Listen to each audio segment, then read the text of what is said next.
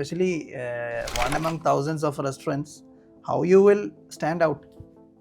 ഇതെല്ലാം ഞാൻ പറഞ്ഞല്ലോ, this is based on my 14 years of experience.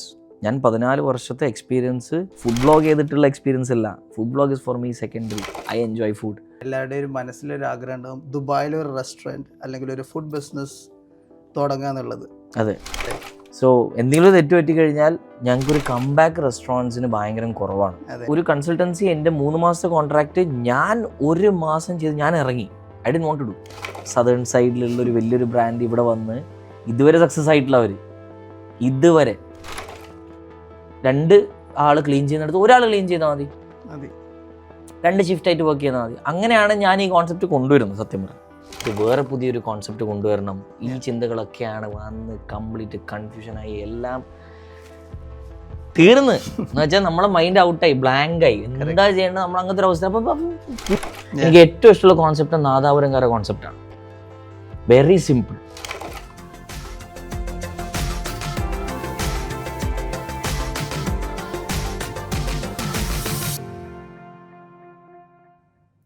Hello, welcome to Eurolink podcast. ഇന്നത്തെ episode കുറച്ച് സ്പെഷ്യലാണ്. ബിക്കോസ് എല്ലാവരുടെയും ആഗ്രഹമാണ് ദുബായിലൊരു റെസ്റ്റോറൻറ്റ് അല്ലെങ്കിൽ ഒരു കഫറ്റീരിയ അല്ലെങ്കിൽ something related to food start ചെയ്യണം എന്നുള്ളത്.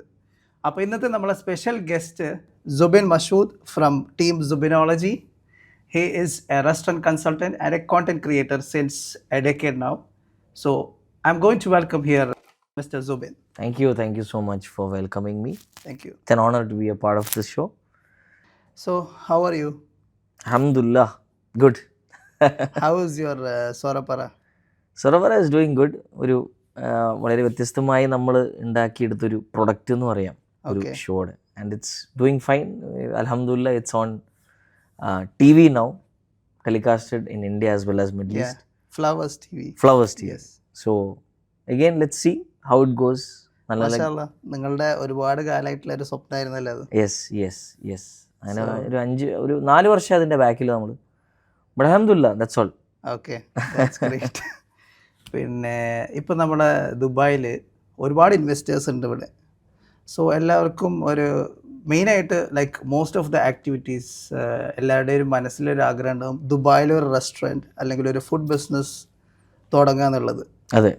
അപ്പോൾ നിങ്ങൾ തന്നെ ഒരുപാട് ഇൻവെസ്റ്റേഴ്സിനെ കാണുന്ന ആളാണല്ലോ. Yes. And you also did many consulting for the restaurants. So എന്തായിരുന്നു ആ ഒരു ഫീൽ, ലൈക്ക് ഒരു ഫസ്റ്റ് ഇൻവെസ്റ്റർ കാണുമ്പോൾ അല്ല എങ്ങനെയായിരുന്നു ആ ഒരു ഇൻട്രാക്ഷൻ?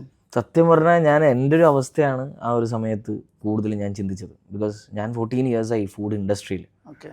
അപ്പം ഞാൻ ആദ്യം ഒരു റെസ്റ്റോറൻറ്റ് സ്റ്റാർട്ട് ചെയ്യും, ഞാൻ എറണാകുളത്ത് റെസ്റ്റോറൻറ്റ് സ്റ്റാർട്ട് ചെയ്യുമ്പോൾ I was in a very confuse state. Because എനിക്കൊരു ബാക്ക്ഗ്രൗണ്ടും ഇല്ല, അതിൻ്റെ ഒരു കാര്യം എനിക്ക് അറിയില്ല. How to set up a restaurant, especially in the ഇപ്പോഴത്തെ പ്രസൻറ്റ് ജനറേഷൻ അറിയുകയാണെങ്കിൽ ഇറ്റ്സ് ടു ടഫ്. എൻ്റെ ഒരു സമയത്ത് ഐ തിങ്ക് ഡിജിറ്റൽ മീഡിയ ഒന്നും ഇല്ല. ഐ തിങ്ക് ഓർക്കുഡ്, ഫേസ്ബുക്ക് എന്ന സാധനങ്ങൾ മാത്രമായിരുന്നുള്ളൂ. So I had always time. ഒരു ലെവറേജ് നമുക്ക് അവിടെ ഉണ്ടായിരുന്നു എപ്പോഴും. ബിക്കോസ് എന്തെങ്കിലും കൊളായാൽ തിരിച്ച് വരേണ്ട ഒരു സമയം നമുക്ക് ഉണ്ടായിരുന്നു. ഇപ്പം അങ്ങനെയല്ല. ഇപ്പം ഡിജിറ്റൽ മീഡിയ ഇസ് എല്ലാവിടെയും ഉണ്ട്, ഇല്ലാത്ത സ്ഥലമില്ല. ഇപ്പൊ മീഡിയ അല്ലെങ്കിൽ നമുക്ക് പിടിച്ചു നിൽക്കാൻ പറ്റില്ല. ഇപ്പൊ തന്നെ ഡിജിറ്റൽ മീഡിയ തന്നെയാണല്ലോ ഇത് എല്ലാവരും കാണുന്നത്. അതെ. സോ എന്തെങ്കിലും തെറ്റ് പറ്റി കഴിഞ്ഞാൽ ഞങ്ങൾക്കൊരു കംബാക്ക് റെസ്റ്റോറൻറ്റ്സിന് ഭയങ്കര കുറവാണ്. ഒരു എന്താ പറയുക, കംബാക്ക് എന്ന് പറഞ്ഞാൽ 10 to 15%. ഒരു തവണ നമ്മളൊരു തെറ്റ് ചെയ്ത് കഴിഞ്ഞാൽ അതിൽ തിരിച്ചു വരാൻ, ആൾക്കാരെ ട്രസ്റ്റ് തിരിച്ചു പിടിക്കാൻ ഭയങ്കര പണി തന്നെയാണ്. സോ അത് ഞാൻ ഓൾറെഡി പേഴ്സണലി എക്സ്പീരിയൻസ് ചെയ്ത് അനുഭവിച്ച് വന്നൊരു വ്യക്തി ആയതുകൊണ്ട് I know there is a lot of void space here in this market, especially in Dubai market, where we have almost 200 nationalities setting up their cultures, food here in UAE. So അങ്ങനെ ഒരു മാർക്കറ്റിൽ ഞാൻ പലവരുടെയും കണ്ടിട്ടുണ്ട്. Young generation തന്നെ, they invest a lot, they open a restaurant and they lose all the money. ഞാൻ ഇത് കാണുന്നുണ്ട്. ഞാനിത് ഫസ്റ്റ് ഞാൻ ഈ റെസ്റ്റോറൻറ്റ് കൺസൾട്ടൻ്റ് ഒരു പ്രൊഫഷനായി എടുക്കുന്നതിന് മുന്നേ ഞാൻ വെറുതെ കൊടുക്കുന്ന ഒരു എൻ്റെ ഒരു എക്സ്പീരിയൻസ് ആയിരുന്നു എല്ലാവർക്കും. Like I have given many restaurants free consultation. Because ഞാൻ അനുഭവിച്ചത് അവർ അനുഭവിക്കരുത് എന്നുള്ളൊരു എൻ്റെ ഒരു ചിന്ത, എൻ്റെ ഒരു വിശ്വാസം. സോ അങ്ങനെ എൻ്റെ വൈഫായിരുന്നു ആ സമയത്ത് പറഞ്ഞത്, why not start a consultation firm itself. That's when I officially started, and we have done many projects and still നമ്മളിപ്പോൾ സംസാരിക്കുമ്പോൾ തന്നെ എൻ്റെ parallelly I have a project happening in Bangalore and a project happening here in Dubai mall. Okay. Yeah. So what we do is we create recipes, we create menu engineering. അതേപോലെ തന്നെ പല ആൾക്കാരും investment ഇവിടെ വരുന്ന ആൾക്കാർ എന്നെ വിളിക്കും, ചോദിക്കും locations, what to start, how to start, when to start. So that's the most confused thing everyone is facing now, challenge, especially in the Dubai market, because it's a very competitive business here and it's not easy. Our threshold limit is the bar is too high over here. It's a very competitive business and ഈ ഒരു episode ഞാൻ ഒരുപാട് plan ചെയ്തെടുത്ത ഒന്നാണ്, because I wanted to teach the people or the new investors a little bit more about the insights, how to set up a restaurant. അല്ലെങ്കിൽ ഇതിൽ വരുന്ന ഒരുപാട് കോംപ്ലിക്കേഷൻസ് ഉണ്ട്. നമുക്ക് ആദ്യം നമ്മൾ വിചാരിക്കും ഒരു റെസ്റ്റോറൻറ്റ് എന്ന് പറഞ്ഞു കഴിഞ്ഞാൽ just interior decor, higher the team and do the menu and finish it. But that's not actually the... It's easy. It's easy if you have an established brand to do these things. Yes. Decor. Yeah. Labor. Cut, copy, paste. Correct. അടുത്ത ലൊക്കേഷൻസിലായിട്ട് നമുക്ക് പോവാം. But ഒരു first timer ഒരു brand, നാട്ടിലുള്ളൊരു brand ഇങ്ങോട്ടേക്ക് കൊണ്ടുവരുന്നു, അല്ലെങ്കിൽ ഒരു നാട്ടിലുള്ള ബ്രാൻഡിൻ്റെ, അല്ലെങ്കിൽ ഒരു പുറത്തൊരു യൂറോപ്യൻ കൺട്രി ഒരു അമേരിക്കൻ കൺട്രീസിലെ ബ്രാൻഡ് ഫ്രാഞ്ചൈസ് ഇവിടെ സ്റ്റാർട്ട് ചെയ്യുന്നു. ഇതൊക്കെ എന്ന് വെച്ചാൽ there is a lot of study required. First of all, feasibility study. First of all, ഇന്നേ ലൊക്കേഷനിൽ ഇന്നേ സാധനങ്ങൾക്ക് ആവശ്യമുണ്ടോ, what might work there, what might not work there. ഇപ്പോൾ പെട്ടെന്ന് ഞാൻ ഇവിടെ ഉള്ളൊരു വ്യക്തിയാണ്. I have been here all my life. 20-25 years I have been in UAE. So നമുക്ക് ഏകദേശം ഈ മാർക്കറ്റിലുള്ള പല സ്ഥലങ്ങളെ കുറിച്ച് അറിയാം. And at the same time if you ask me whether we are in Abu Dhabi, if you want to start something, Saudi if you want to start something, Qatar if you want to start something like that, we go there, we study about the place, market, the place they want to start this. So അതാണ് first നമ്മളല്ല എല്ലാവരും ചെയ്യേണ്ടത്. ഒരു restaurant തുടങ്ങാൻ ആഗ്രഹിക്കുന്ന ആൾ, നമുക്ക് ഇന്നേ സാധനം ഒരു വെറൈറ്റി സാധനം അവരുടെ അടുത്തുണ്ട്. പക്ഷെ ആ വെറൈറ്റി സാധനം ഈ ഒരു ഓഡിയൻസിന് പബ്ലിക്കിന് 3 നേരം വേണോ, ആഴ്ചയിൽ 5 ദിവസം വേണോ എന്നുള്ളൊരു പഠനമാണ് ചെയ്യാതിരിക്കുന്നത്.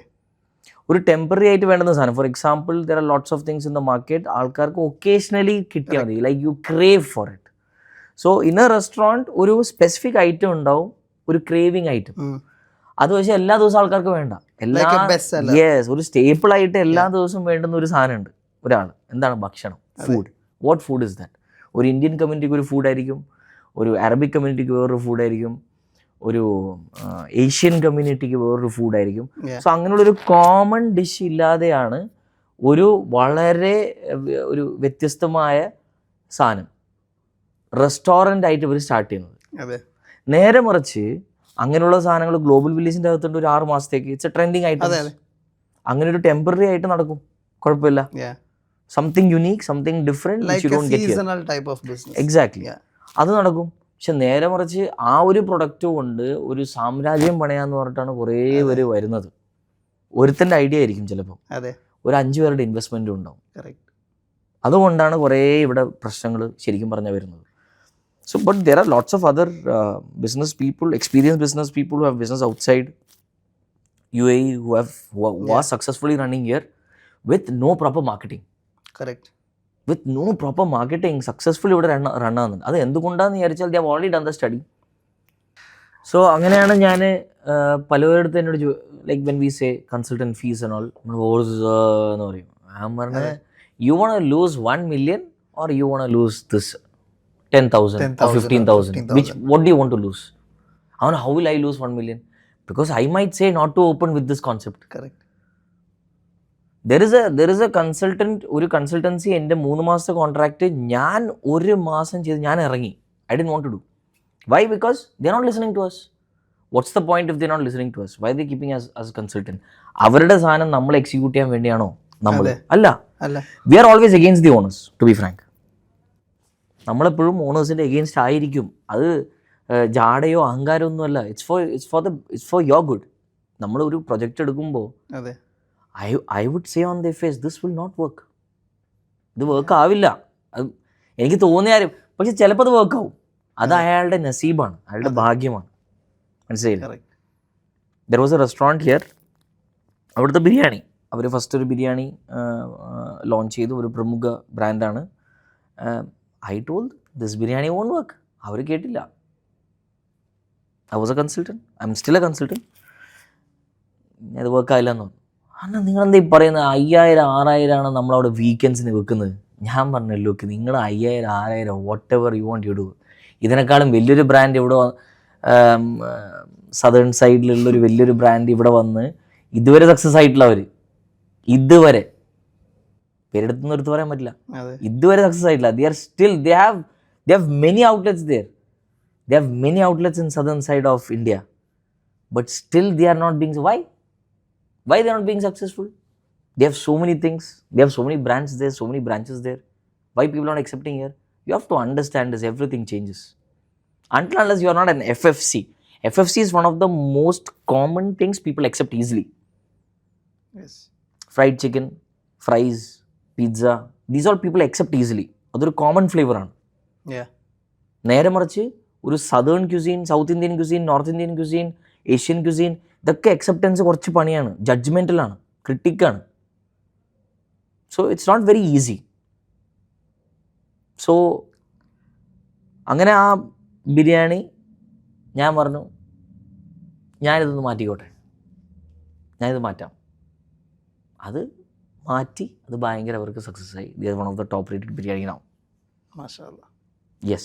So you changed the Look, the everything. or? Look, it's not just a recipe. It's the technique that people are accepting. There is a certain technique that people accept. അത് എങ്ങനെ വേണമെങ്കിലും ആവാം. ഓക്കെ, നിങ്ങൾ ഇപ്പോൾ കാണുന്ന ഇവിടുത്തെ ഒരു ട്രെൻഡ് എങ്ങനെയാണ്? നമ്മുടെ മലബാർ ബിരിയാണി ട്രെൻഡ് എങ്ങനെയാണ് നിങ്ങൾ കാണുന്നത്? നാട്ടിൽ പോലും ഇല്ലാത്ത ട്രെൻഡാണ് ഇലയിൽ കൊടുക്കുന്നത്, ഇല്ലേ? അതെ. ഈ ഇലയിൽ കൊടുക്കുന്ന സിസ്റ്റം ആരാണ് കൊണ്ടുവന്നതെന്നറിയോ? ഞാൻ ചലഞ്ച് ചെയ്യാണ്.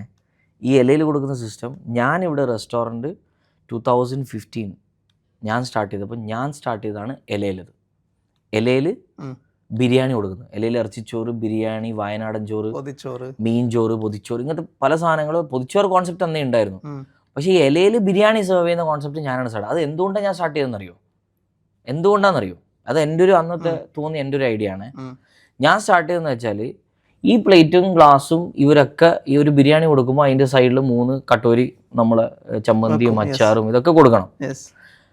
അത് ഇവൻ കൊണ്ടുപോയിട്ട് ഞാൻ 6Kയുടെ പ്ലേറ്റ്സ് ആണ് അന്ന്, ഇത് സെറാമിക്സ് ഒക്കെയാണ് ഞാൻ യൂസ് ചെയ്യുന്നത്. ഇത് ഇവർ കഴുകാൻ കൊണ്ടുപോയാൽ എങ്ങനെ ഒന്ന് ഒരു ദിവസം 2 പ്ലേറ്റ് പൊട്ടും. എന്നിട്ട് ഞാൻ അവനെ ചാർജ് ചെയ്യും. അപ്പോൾ ഞാനത് എന്താ പറയുക, അതൊരു രസമാവുന്നില്ല. എത്രയെന്ന് വെച്ചിട്ട് ഞാൻ ചാർജ് ചെയ്യും? അവനൊരു പണിക്കാരനല്ല, ഒരു 1000-1200 ദിർഹംസിന് ജോലി ചെയ്യുന്ന ഒരു പണിക്കാരൻ. അവന് മിച്ചം കഴിഞ്ഞ് അവനൊരു 1000 ദിർഹംസാണ് നാട്ടിലേക്ക് അയക്കാൻ പറ്റുന്നുള്ളൂ. മനസ്സിലായില്ലേ? അപ്പം അവൻ്റെ മൈൻഡ് കംപ്ലീറ്റ് ഔട്ടാണ്. അവൻ്റെ കാശ് കെട്ടാന്ന്, അവൻ്റെ ഫുൾ പ്രൊഡക്ടിവിറ്റി വരുന്നില്ല. ഫുൾ പ്രൊഡക്ടിവിറ്റി വരുന്നില്ല. എല്ലാ സ്റ്റാഫിനും പ്രൊഡക്ടിവിറ്റി വരാതെ നമുക്കിത് സക്സസ് ആക്കാൻ പറ്റില്ല. റെസ്റ്റോറൻറ്റിലെ ഏറ്റവും വലിയൊരു ഘടകം. So I thought, why not change this to, അന്ന് 50 ഫിൽസ് ആയിരുന്നുള്ളൂ ഒരു ഇല. 50 fils cost, 50 fils, no problem. Instead of അവർ ഇത് ഫുള്ള് കഴുകി വെള്ളം ഉപയോഗിച്ച് സോപ്പ് ഉപയോഗിച്ച് ഒരു ഇത് പൊട്ടുമ്പോഴത്തേക്ക് എനിക്ക് തോന്നുന്നു ആ ഒരു 50-100 ബിരിയാണി ഞാൻ അവിടെ ഇരുന്ന് വെക്കുന്നുണ്ടെങ്കിൽ എനിക്ക് അത്രയാവും, കവർ ചെയ്തോളും. സോ അങ്ങനെയാണ് ഞാൻ ഇല സിസ്റ്റം ആക്കിയത്. അപ്പോൾ ടേബിൾ മാത്രം തുടച്ചാൽ മതി, ഇല നേരെ ഇതിലേക്ക് വീഴുന്നു, എല്ലാം നമ്മൾ അതിൽ തന്നെ ഇടുന്നു, കട്ടോരി സെപ്പറേറ്റ് വേണ്ട, ആ ഇൻവെസ്റ്റ്മെൻറ്റും നമുക്ക് കുറഞ്ഞ്, അതേപോലെ തന്നെ ഇത് കഴുകേണ്ട ടൈം ലൈൻ നമുക്ക് കുറഞ്ഞ്. അപ്പോൾ സോ 2 ആൾ ക്ലീൻ ചെയ്യുന്നിടത്ത് ഒരാൾ ക്ലീൻ ചെയ്താൽ മതി, 2 ഷിഫ്റ്റായിട്ട് വർക്ക് ചെയ്താൽ മതി. അങ്ങനെയാണ് ഞാൻ ഈ കോൺസെപ്റ്റ് കൊണ്ടുവരുന്നത്, സത്യം പറഞ്ഞു. അപ്പോൾ ഇനി നമുക്ക് ഇപ്പോൾ ഓൾറെഡി റെസ്റ്റോറൻറ്റ് ഇൻഡസ്ട്രിയിൽ തുടങ്ങിയിട്ട് ചിലപ്പോൾ നിങ്ങൾ പറയുന്ന ഈ ഒരു കുഴി കുത്തിക്കൊണ്ടിരിക്കുന്ന ഒരു ആളുകളുണ്ടാവും. അവരെന്ന് പറഞ്ഞാൽ ചിലപ്പോൾ മാനസികാവസ്ഥ കൊണ്ട് നമ്മൾ കണ്ടിന്യൂ ചെയ്ത് പോവായിരിക്കും. പക്ഷേ എപ്പോഴാണ് അവർ ശരിക്കും ആക്ച്വലി അവരങ്ങനെ ചെയ്തുകൊണ്ടിരിക്കണം, അത് അവർ എപ്പോഴാണ് ഇത് സ്റ്റോപ്പ് ചെയ്യേണ്ടത്? ലൈക്ക് ലുക്ക്, എവറിത്തിങ് നമ്മൾ ഒരു SWOT അനാലിസിസ് എല്ലാം പോലെ നമുക്കൊരു ഇതുണ്ടാവും. ഏത് റെസ്റ്റോറൻറ്റിനായാലും ഏത് ബിസിനസ്സിനായാലും you will have a strength, weakness, you will be analysing all these things. നമുക്ക് നമ്മുടെ പ്രസൻറ്റ് ടീം വെച്ചിട്ട് സെറ്റ് ചെയ്യാൻ പറ്റുന്നില്ല. ആ ടീം മൊത്തം മാറ്റിയിട്ട് വേറെ പുതിയൊരു കോൺസെപ്റ്റ് കൊണ്ടുവരണം. ഈ ചിന്തകളൊക്കെയാണ് വന്ന് കംപ്ലീറ്റ് കൺഫ്യൂഷനായി എല്ലാം തീർന്ന് എന്ന് വെച്ചാൽ നമ്മളെ മൈൻഡ് ഔട്ടായി, ബ്ലാങ്ക് ആയി. എന്താ ചെയ്യേണ്ടത് നമ്മൾ അങ്ങനത്തെ ഒരു അവസ്ഥ. അപ്പൊ പൂട്ടിക്കോ, വേറൊന്നും ചെയ്യരുത്. ആ സമയത്ത് നിങ്ങൾ ഒറ്റ തീരുമാനം മാത്രം. The moment you feel you are blank എന്ന് വെച്ചാൽ നിങ്ങൾക്ക് 10 സാധനങ്ങൾ ചെയ്യേണ്ട മൈൻഡ് വരും, 10 ഡിഫറെന്റ് സാധനങ്ങൾ. അപ്പൊ തന്നെ പൂട്ടിക്കോ. ആ സമയത്ത് നമ്മൾ എടുക്കുന്ന ഡിസിഷൻസ് കംപ്ലീറ്റ്. എപ്പോഴാണ് നിങ്ങളെ ഡിസിഷൻ ഒന്ന് മാത്രമായിരിക്കണം. Look we are gonna do this and this will work out എന്നൊരു മൈൻഡ് ഉണ്ടെങ്കിൽ മാത്രം അത് മുന്നോട്ട് കൊണ്ടുപോയാൽ. എല്ലാം ഒന്നും റെസ്റ്റോറൻറ്റ് സക്സസ് ആക്കാൻ പറ്റില്ല. ഇത് 10 ആളത്ത് പോയി ചോദിക്കുന്ന പരിപാടിയാണെങ്കിൽ shut it down, don't lose money. അവനോട് ചോദിച്ച്, മറ്റവനോട് ചോദിച്ച്, ആ മാനേജർ വരുന്നുണ്ട്, ഈ GM വരുന്നുണ്ട്, ആ ഷെഫ് വരുന്നുണ്ട്. ഈ തോട്ടലിലാണെങ്കിൽ do not run that restaurant. It's you, whoever is invested, whoever is the managing partner. If he cannot take the risk and do it, shut the restaurant down. As simple as it is. പക്ഷേ ഇതിൻ്റെ ഒരു ചെറിയൊരു ഘടകങ്ങളുണ്ട് എന്ന് വെച്ചാൽ ഒരു cafeteria takes 6 months to 1 year to reach break even. 6 months കൊണ്ട് break even എത്തും. നല്ലൊരു കഫ്റ്റീരിയ നടത്തിയ ആൾക്കാരാണെങ്കിൽ വിത്തിൻ 6 months ബ്രേക്ക് ഇവൺ ആവും. ഒരു റെസ്റ്റോറൻറ്റ് 1 to 2 years എടുക്കും ബ്രേക്ക് ഇവൺ ആവാൻ വേണ്ടി. അപ്പോൾ ഈ ഒരു ചിന്തയില്ലാതെയാണ് കുറേ പേര് ഇൻവെസ്റ്റ് ചെയ്യുന്നത് കേട്ടോ. എന്ന് വെച്ചാൽ നിങ്ങളിപ്പോൾ പൈസ ഇടുന്നു, ഞാനൊരു റെസ്റ്റോറൻറ്റ് സ്റ്റാർട്ട് ചെയ്യുന്നു, നിങ്ങൾ കാശിടുന്നു, നിങ്ങൾ കാശ് ഇന്നിട്ടു, 3 മാസം കഴിഞ്ഞു, ആ ഒരു 4 മാസം ഇവനെന്തൊന്നും മിണ്ടാത്ത, ഒന്നും അറിയുന്നില്ലല്ലോ, 7ാമത്തെ മാസം ഇത് ചോദിക്കേണ്ട സമയമായി, അല്ല 5ാമത്തെ മാസം ചോദിക്കേണ്ട സമയമായി, 6ാമത്തെ മാസം നിങ്ങൾ ചോദിച്ചിരിക്കും എന്തായി, കണക്ക് എന്തായി, പ്രോഫിറ്റ് എപ്പോൾ കിട്ടും, അതെ പ്രോഫിറ്റ് ഇല്ല. സോ നിങ്ങൾ ഇൻവെസ്റ്റ് ചെയ്യിപ്പിക്കുന്ന ആൾക്ക് വ്യാമോഹം കൊടുക്കരുത്. അതെ. So if you are investing, I'm going to tell you now itself, let me tell you frankly, we are opening this restaurant. It has a 50 to 60 seating capacity and expect your returns only after 2 years. Correct. If you want to invest, don't invest. But what happens? Investments കിട്ടാൻ വേണ്ടിയിട്ട് മോനെ ഇത് പൊട്ടിക്കും. Let's start, you get the investment back, ROI from 6 months onwards എന്ന് പറയും. ഇല്ലേ? അവിടെയാണ് കുറേ പ്രശ്നങ്ങൾ വരുന്നത്.